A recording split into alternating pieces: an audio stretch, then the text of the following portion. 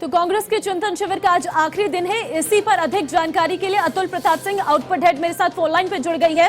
अतुल, अगर हम देखें तो आज चिंतन शिविर का आखिरी दिन है। आखिरी दिन में अगर राहुल गांधी के संबोधन को सुने तो बड़ी बातें निकलकर सामने आती है। दलितों की बात उन्होंने की, किसानों की बात उन्होंने की, साथ ही बीजेपी पर भी ताबड़तोड़ हमले करते हुए नजर आए। बिल्कुल सही कहा आपने ममता कि बीजेपी पर भी उन्होंने ताबड़तोड़ हमले किए और कांग्रेस अपने चिंतन शिविर में जिस तरीके से अपने पार्टी को लेकर चिंता जाहिर कर रही थी, तो राहुल गांधी ने शुरुआत उसी से की और राहुल गांधी ने कहा कि हमें जनता से जुड़ाव करना होगा, उसके लिए हमें पसीना बहाना होगा। हम पसीना अगर नहीं बहाएंगे तो जनता के साथ हमारा कोई कनेक्शन नहीं रह जाएगा। ये संदेश उन्होंने अपनी पार्टी के लोगों को दिया। लेकिन साथ में जैसा कि हमेशा राहुल का कभी भी कोई संबोधन होता है और कोई भी मौका आता है तो बीजेपी और आरएसएस उनके निशाने पर जरूर रहती है। तो बीजेपी आरएसएस को लेकर उन्होंने फिर से निशाना साधा। उनका स्पष्ट कहना है कि असल में हम विकल्प बन नहीं पा रहे हैं, इस वजह से बीजेपी विकल्प बन रही है। और दलितों का अपमान करने के लिए बाकायदा उन्होंने एक नेता आर्या का नाम लेकर कहा कि देखिए यहाँ पर बीजेपी पार्टी में जैसा उनको बताया गया है कि जो दलित होते हैं उनको मौका तक नहीं दिया जाता है बोलने का, उनको कोई जिम्मेदारी नहीं दी जाती है। ये कहकर उन्होंने एक बड़ा आरोप तो लगाया। हालांकि बीजेपी की तरफ से इस पलटवार बहुत जल्द आएगा, क्योंकि कई ऐसे बड़े पदों पर बैठे हुए बीजेपी के लोग हैं जो कि उसी समाज से आते हैं। लेकिन राहुल गांधी अपने ही चिरपरिचित अंदाज में एक बार फिर से दलितों पर के सहारे बीजेपी और आरएसएस पर निशाना साध रहे थे। अब देखना ये होगा कि कांग्रेस पार्टी जो कि अपने लिए चिंतन कर रही है कि पार्टी कैसे मजबूत हो, कई जगहों पर बदलाव किए गए हैं। इस बात का उन्होंने जिक्र किया कि यही पार्टी है जिसमें हम अगर कोई बात होती है तो उसे रख पाते हैं। सोनिया गांधी को विस्तृत और पूरी डिटेल एक रिपोर्ट दी गई है नेताओं की तरफ से और तमाम और कार्यकर्ताओं की तरफ से जो उनका सुझाव था। ये सारी बातें रखते हुए उन्होंने स्पष्ट तौर पर एक संदेश दिया पार्टी के लोगों को कि हमें विकल्प बनना होगा, क्योंकि हमारा नाता वाकई टूट चुका है। इस वक्त जनता के बीच में हम नहीं हैं और शायद यही वजह है कि हमें पसीना बहाने की जरूरत है। लेकिन उन्होंने ये भी कहा कि हमें इस बात पर भरोसा होना चाहिए, हमारे नेताओं को भरोसा होना चाहिए कि हर हाल में हम ही विकल्प रहेंगे। रीजनल पार्टियों का भी उन्होंने जिक्र किया, लेकिन उन्होंने कहा कि कांग्रेस को लोग चाहते हैं, कांग्रेस ही विकल्प बन सकती है। बीजेपी इस वक्त विकल्प बनी हुई है, लेकिन बीजेपी की जो सोच है वो दलित विरोधी है।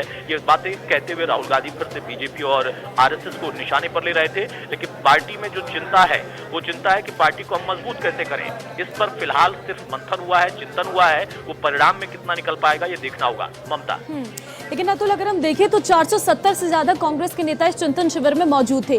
3 दिन तक ये चिंतन शिविर निकला। पहले दिन सोनिया गांधी की स्पीच हमने देखने को मिली जो वेलकम सेरेमनी के तौर पर थी, उसमें भी उन्होंने साफ तौर पर वही बातों का जिक्र किया जो आज राहुल गांधी कहते हुए नजर आए। क्या फॉर्मूला निकला है कांग्रेस का? किस तरीके से कांग्रेस अपने आप को मजबूत करेगी? जनता के बीच से हट रही है। कांग्रेस पार्टी के अंदर ही अगर हम देखें तो अंदरूनी लड़ाई वहां पर भी देखने को मिल रही है। ऐसे में सुझाव जो अन्य कार्यकर्ताओं से मिले और जो पार्टी के बीच लगातार बैठकें हुई, इससे क्या निष्कर्ष निकला है? क्या फॉर्मूला होगा कांग्रेस का?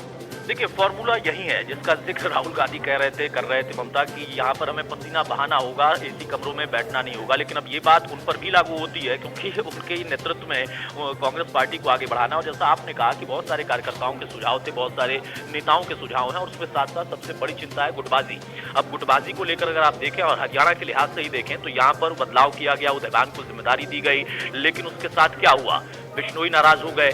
उसका क्या परिणाम निकला? क्योंकि वो राहुल गांधी से जब तक बैठक नहीं हो जाएगी तब तक कुछ बोलेंगे नहीं, या फिर अपना स्थिति को स्पष्ट नहीं करेंगे, या कोई बड़ा फैसला नहीं लेंगे या लेंगे। ये अभी भी टकराव वाली स्थिति है। इसके पहले कैप्टन अजय यादव को आपने देखा था कि कार्यकर्ता सम्मेलन में किस तरीके से वो आपस में भिड़ गए और कार्यकर्ताओं को ही वो गाली दे रहे थे। जाखड़ ने अभी ताजा इस्तीफा दिया, उन्होंने भी यही आरोप लगाया। उनका भी यही कहना है कि देखिए, इतने पुराने जो कार्यकर्ता है, जो लोग हैं, उनकी अनदेखी की जा रही है। पंजाब में क्या हाल हुआ बताने की आपको जरूरत नहीं है। तो सिर्फ चिंता करने से उदयपुर में उसका परिणाम नहीं निकल जाएगा। पसीना बहाने की बात कहने से वहां पर उस कार्यक्रम में उसका परिणाम नहीं निकल जाएगा। उसको धरातल पर लाना होगा। वो धरातल पर कैसे आएगा जब ये टकराव होगा? ये अपने आप में बड़ा सवाल है। जब यहाँ पर इस सवाल का जवाब नहीं मिल पाया तो हम ये कह सकते हैं कि असल में अभी फिलहाल इस चिंतन शिविर से कुछ खास निकलता नहीं दिखा। हाँ, ये जरूर दिखा है कि सारे नेता एक जगह दिखाई दे रहे हैं। सोनिया गांधी को रिपोर्ट सौंपी गई है। उस रिपोर्ट का क्या हल निकलेगा? क्योंकि ऐसी पहले कई रिपोर्टें हो चुकी हैं, इसके पहले कई चिंतन शिविर हो चुके हैं।